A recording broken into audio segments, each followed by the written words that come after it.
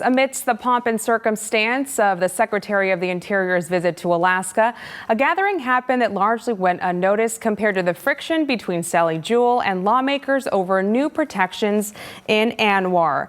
The Alaska Federation of Natives meeting was the reason they gathered in the first place, and some important inroads were made there that have many Alaska natives feeling energized. KTVA 11's Emily Carlison was there and joins us live from Kotzebue. Emily? Well, Alexis, the Alaska Federation of Natives and state government hasn't always gotten along. The state has been slow to warm to tribal governments. In fact, sometimes they've been openly defiant of them. But today, AFN says they have new hope and a new optimism that they have a place at the table of state government.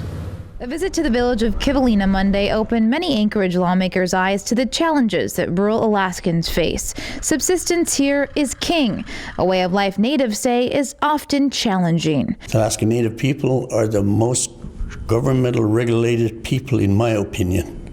No U.S. citizen would put up with the kind of regulations we have to live with. Jerry Isaac is co-chair of the Alaska Federation of Natives. He says there is new hope this year.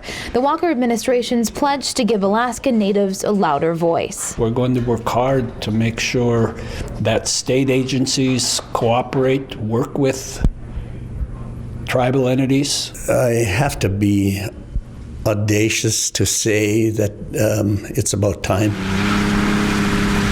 Isaac says tribes need to co-manage their own land.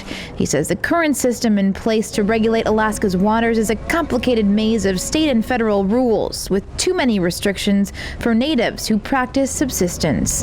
I'm hoping that we will have some real meaningful cooperation that comes out of this, such as the Fish and Game co-management. The governor's pick to help bridge the gap between the state and natives is met with enthusiasm by AFN.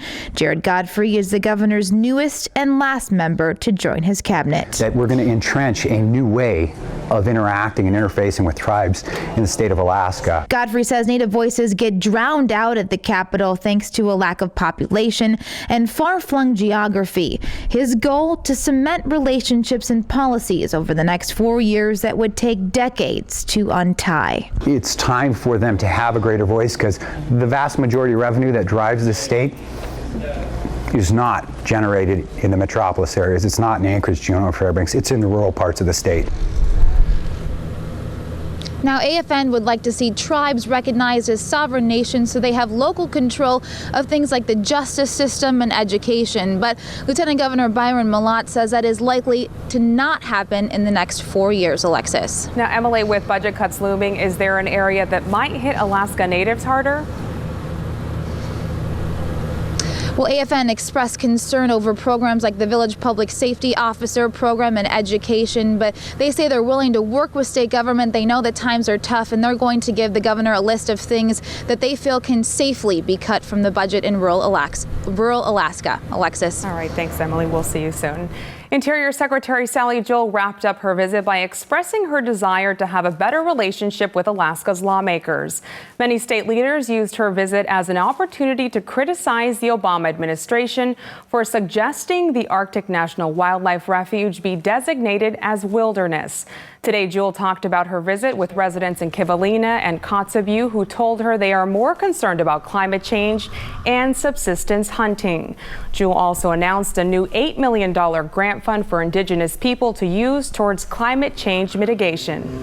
It will help them figure out their options, their planning options. For Kivalina in specific, they told me that they had an estimate for moving their village that ranged from, $120 million to $450 million.